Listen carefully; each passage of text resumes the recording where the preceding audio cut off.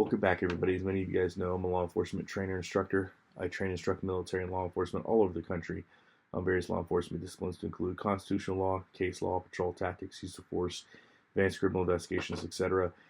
And here we're doing a video response to some women's self-defense classes, self-defense seminar. And let me just say, whether man or woman, I'm not a fan. I'm not a fan of these seminars. Now, with that being said, if you're an instructor, you're somebody that puts one of these on regularly or whatever, do your thing, man. I don't advocate for them. And I get asked a lot if I'd put them on. I get asked a lot if I would review these types of courses pretty regularly, and it's just not something that I'm into.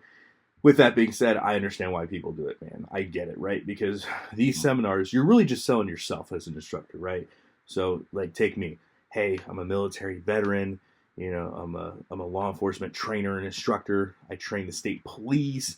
I train, investigators all over the state. I'm a FLETC, Federal Law Enforcement Training Instructor. I'm a SWAT certified officer. I'm a tactical combat casualty instructor for the federal government. I have a Lifesaver of the Year award for the state of Oregon. I have this, I have that. I have advanced degrees in criminal justice and law, right? So I can put all these just awesome, amazing accolades on and be like, and I'm going to teach you how to defend yourself. You charge $100, great deal. You can come in on a Saturday, $100, and I'll teach you how to defend yourself. You get 15, 20 people to sign up. I mean, that's an easy $2,000. That's pretty awesome. I mean, that's more than you would make any day as a cop, for sure. So I totally get why people I get why they do the self-defense courses, man. I understand why they put these seminars on. It's easy money. All you got to do is find a room and put a padded suit on and let women try to fake eye gouge and groin hit you. Yeah, that's pretty easy. The problem is, I think it's a net negative, right? Because now this Karen is going to go into the real world thinking that she could take on the guy in video number 2, and she just might end up getting herself hurt way worse than this girl even did. And so again, I think that it's important to know and understand that if we're looking at this in all honesty, self-defense courses by and large are just, in my opinion, and based upon my training experience, based upon the stats and based upon everything that I've seen, are just complete waste of time. Now, does that mean that we can't do anything? No. I think use of force courses are great. As a use of force instructor, I love teaching use of force, and I think use of force is something that every American should know. I think every American, if I could let me live in a fantasy world real quick, I would love every American to know as much use of force as I do. I mean, if every American understood use of force and understood it to its in its entirety, and they fully understood the case law and they fully understood the why behind it, I think I think the United States of America in particular would be a much safer place. I really do. I think all Americans should know use of force. And again, this is not going to be use of force course. The use of force, for example, FLETC instructor course, that's like a 30-day course, right? With tests, long days. Like, we do not have that kind of time in the few minutes we're going to spend together. So we're not even touching on the surface of use of force. But again, I do teach a use of force course, and I think that it's important because use of force is going to do something, and it's going to allow us to understand things that these women in the first note. The women in the first video, again, they have no idea or understanding of when they can use force, the legalities behind it, the consequences behind it, and when certain thresholds have been met. They haven't. And so I think use of force courses where you run scenarios and you do labs, like for example, in all my concealed carry courses and all my gun courses, I try my hardest, and I always try to give them a free knife lab. You can kind of see a picture of what that looks like here. I think that it's super important because I think understanding the legal justifications for why we're using force is going to be super important. And not only that, but understanding the baseline, right? Having that academic knowledge with competency helps, because at the end of the day, you're going to learn really quick, especially if you're a woman, or let's say you're a smaller man, or let's say you're somebody with disabilities or what have you. You're going to understand very quickly that we live in a dark world, and this world is not fair. And so doing whatever you can to equalize the disparity is going to be important, because at the end of the day, I'm just being real honest with you. If you're man or woman, but especially a woman, right, and you worry about your safety, you really need to consider becoming proficient with some kind of tool. I'm going to say preferably a firearm, but you need to become proficient, because at the end of the day, the disparity between the strength and the ability of a man versus a woman, again, I know we're not allowed to talk about this in 2025, but good thing I don't care. It's a massive one. And so understanding that you really, if you are somebody that is completely opposed to using tools at all, you really need to understand and master good decision making, using wisdom, and basically not getting yourself in any situation at all where things can be volatile. And that really is almost impossible to do. I mean, don't get me wrong, by and large, I think you can. And probably, in this day and age, there's probably a ton of people that have never been, and I know there's a ton of people that have never been in a fight in their life, and that's good. But ultimately, if you're really against utilizing any tool, you really have to take on the mastery of making good decisions and not putting yourself in positions where things can get volatile. And if you find yourself coming towards a situation like that, removing yourself as quickly as possible. And that's something that we should all be doing nonetheless. But sometimes the enemy is going to find you. Sometimes trouble is going to find you no matter what. And so with that, understanding, for example, here you can see on your screen, understanding the use of force triangle, for example, required for use of force continuum, right? Intent means an opportunity. Really mastering this is going to be important, because as we can see in the second video, right, this black man is absolutely pummeling this white girl. So intent means an opportunity. That's pretty easy to articulate.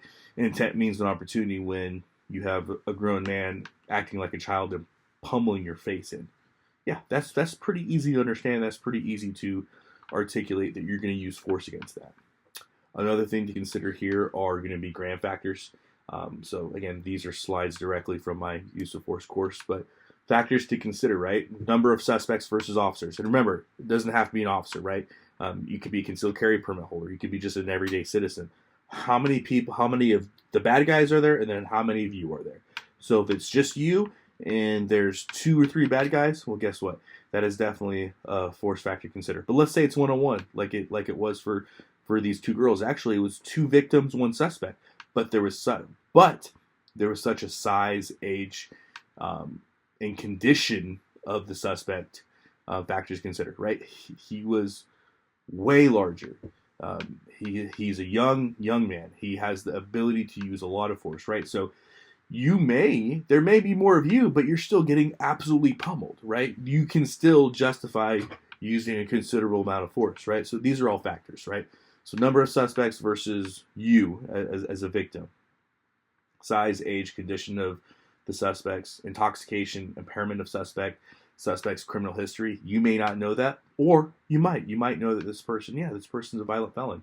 I know he's a violent felon because I know he's been arrested numerous times for it.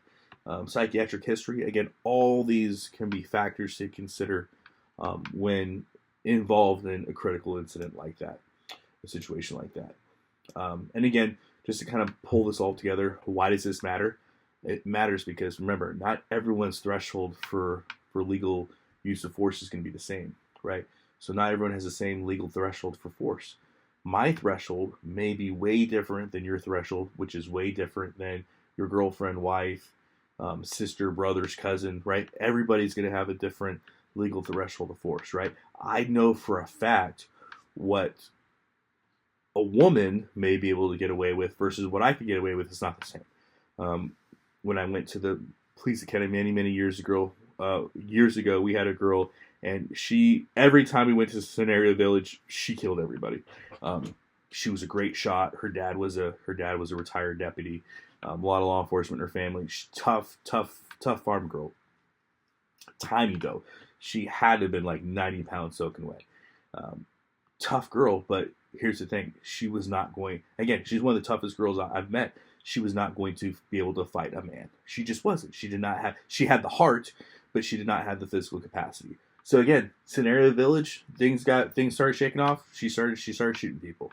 And again, she could justify that because of gram factors that are given to us by Connor v. Graham. So she was able very well to articulate, and she was able to put herself in a position where she was able to utilize her tool set, utilize her tool belt, utilize what tools she has without taking on an enormous amount of damage. And so ultimately, that's what I'm telling you for women. That's going to be your best bet. Get training in the law. Get training in what you can and can't do, and then understand what type of tools you're willing to use or not. Again, if you're not willing to use any kind of tools, whether that be bladed weapon, maybe some kind of spray, whether that be pepper spray, bear spray, what have you, or a firearm, if you're not willing to use any of those, then you're going to have to use your abundance of wisdom and caution to avoid all situations as possible. And again, we should all be doing that. But again, sometimes trouble will find you, like what happened in with the girl on the train, right? There's just certain situations where you find yourself in. Like, again, she probably had never been in a fight in her entire life, but guess what? She was in a tube that she could not get out of, and she had a mentally unhinged man that had a knife. So really, she had not a whole lot of options that she had at her disposal, because she was unarmed. And you're stuck in a tube with a guy that is mentally deranged and looking to hurt, to kill her. So again, I think she's a perfect example. She literally left her country of Ukraine to come to the United States so she didn't have to be in a war-torn country, and she still died. And so again, you may do everything 100% right to the best of your ability, and trouble may find you. So if that's the case, understanding your use of force matrix, understanding this training, and being able to do something is going to be important. So again, why does this matter? Again, not everyone has the same legal threshold of force. You may have to fight, and this is something that I tell people all the time, especially if you're a man. There may become a situation where even with tools, the clear delineation of being able to reach out, punch out, use that firearm may not be there. You may have to get into a physical altercation, and you may have to fight before you're able to justify, for example, lethal use of force. It's just the truth. A lot of people don't like that, but that's just the truth. I know if I'm going to be engaging with a suspect, I can't just be like, oh, he's not listening to me. He's being mean. He's making he's giving me a ton of pre-assault indicators, so he's going to charge me, so I'm going to take my gun and shoot him. No, I would not be able to. More likely than not, I'm not going to be able to just articulate it based off that. I may have to get into a fight. I may have to fight, and then when I'm fighting for my life, that may be when I have to introduce the firearm. And then that goes down to our last point. Once the firearm is introduced, everything changes. And so this is important to know. A lot of people don't get this, and a lot of people just don't understand how use of force actually works. And so I think it's important. And again, going back to the very initial statements that I'm making here, it's very important that we understand. Again, if you don't want to use any tools, cool. Wisdom, caution, avoid situations as best you can. 100% agree. That's what we should all be doing. But, if you are stuck in a tube with somebody like that woman was, and you don't have a choice, and now you find yourself in a conflict, that is not the time to play patty cake like you did with we saw in video 1. That is not the time to do that. If you are willing to use tools, you need to be proficient in your tools, right? You do. Again, whether that's a knife, whether that's a pepper spray, firearm, preferably. Keep that in mind. Also know that not all implements are the same. What do I say that? A lot of women like to use stun guns, tasers. As you can see here, Cantaneo versus Massachusetts, 2016. The Supreme Court unanimously vacated the Massachusetts conviction of a woman carrying a stun gun for self-defense. Supreme Court affirmed the Second Amendment extends pre-facet to all instruments that constitute bearable arms, to include the taser. So, again, can you carry a taser, full-on taser? Yeah, according to the Supreme Court, you can. Can you carry a stun gun? Yeah.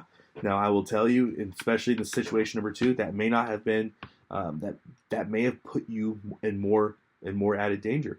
And I know that's really popular. A lot of chicks like to use the stun guns. They think the stun guns are going to, help them. They like to use the stun guns and tasers and stuff like that.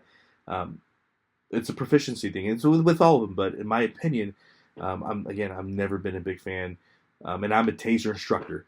I've never been a big fan, especially for concealed carry permit holders or women, carrying purses around with a little stun gun. Never been a big fan of that because in real life, it may not work the way you think it's going to work. And also proficiency, regardless of what tool you use, regardless of using, again, edge weapon, pepper spray, stun gun, or firearm, if you are not competent in using that tool, if you're not competent in that weapon, in that instrument, there's a very high likelihood you're gonna end up doing more damage to yourself than good. Again, if you take a knife out and you're a woman and you don't know how to use it, a man may be able to take that knife from you and use it against you. Same with a stun gun. The stun gun just might piss him off more. Pepper spray just might piss him off more. And now you're really going to get a beating. Firearm, same thing. If you are not proficient in a firearm, that can be used against you. It can be a net negative to you. So again, these are all things to take in mind and consider. But again, by and large, I think that, I think these self-defense seminars are garbage. I do think that use of force, a use of force course is good. Because again, you're not going to leave a use of force class, a SWAT, SEAL Team 6 member or anything like that. But it gives you a baseline of understanding and allows you to take that information and understand, okay, this is what I can do, this is what I can't do. Now I know what I can start training, right? And so even for those that train, right? Let's say you could be the best, jiu-jitsu guy in the world. You could train jiu-jitsu, judo, boxing, whatever. You could train the stuff every day. Adding a use of force instructor course or adding a use of force course to your toolbox is nothing going to help you, right? I can take a wrestler, I can take somebody that does judo or jiu-jitsu or is a boxer. I can give them a use of force course. I can introduce them to different tools, or just they can understand based upon just their skill set in general. They have a better understanding of how they can protect themselves and the why, and it really gets into the weeds and nuances of what they need to do to keep themselves safe. So again, big fan of use of force courses. Not a big fan of these quote self-defense seminars. But again, I get why people go to them. They make really good money. Again, it's easy to put on a padded suit and get paid $2,000 a day to do it. But I digress. So there you have it. I hope this video is helpful for you guys. If you have any questions, please leave in the comment section below. And most importantly, tell me, what do you think? What do you think of self-defense seminars? Do you think they're a waste of time? Do you think they are beneficial? I'm curious to know what you guys have to say. As always, guys, long live the Republic.